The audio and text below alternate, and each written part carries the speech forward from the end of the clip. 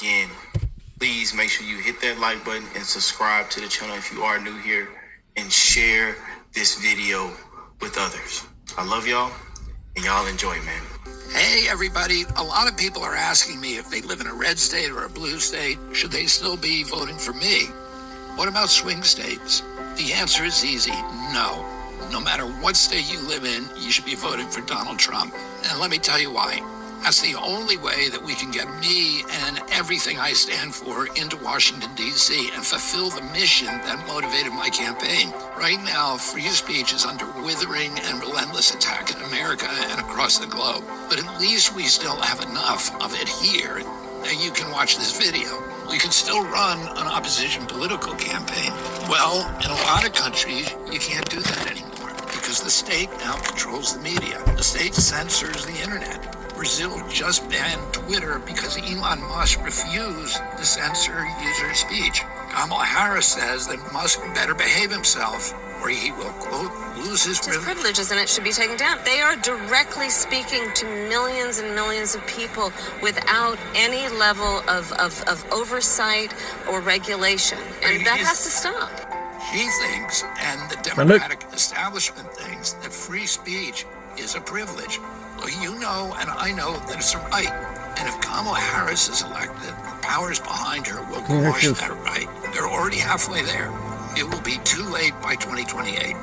Once we're in the grips of totalitarianism, we're not going to be able to vote our way out of it. This is our last chance to stop them. After long conversations with President Trump and his team and his family, I know that he is fully convinced of this priority. He sees the censorship machine for what it is. Remember, he was kicked off Twitter back in 2021, and he has experienced directly how government agencies are being weaponized to destroy the government's political opponents. He's going to be relying on me to help clean up that corruption, and that's why I'm relying on my supporters like you to help him return to the White House. As you know, this could be a very close election. A disputed election result would be a disaster for our divided nation. President Trump needs to win in a landslide, both in the Electoral College and in the popular vote. He can't do that unless my supporters join him. So look at the big picture. We have to unify.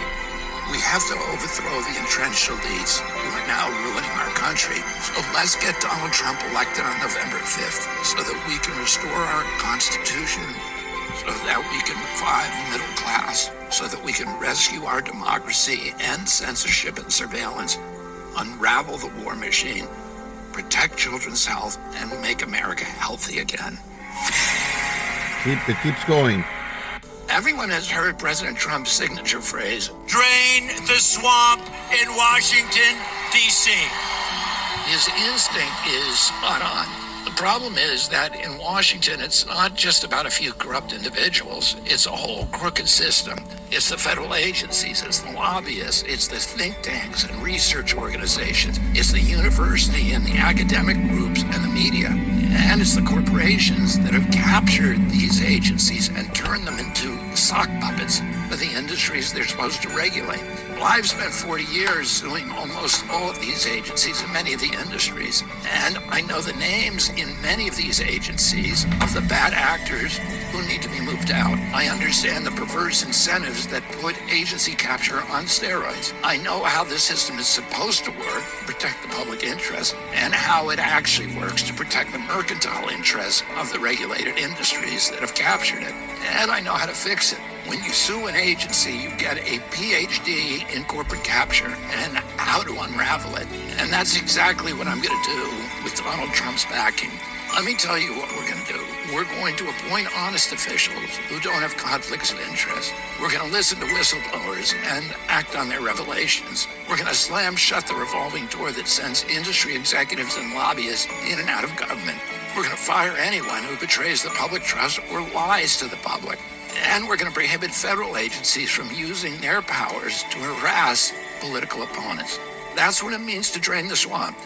One of my priorities in Washington will be to make sure that President Trump can follow through on his promise and return us to a government of the people and to make America healthy again.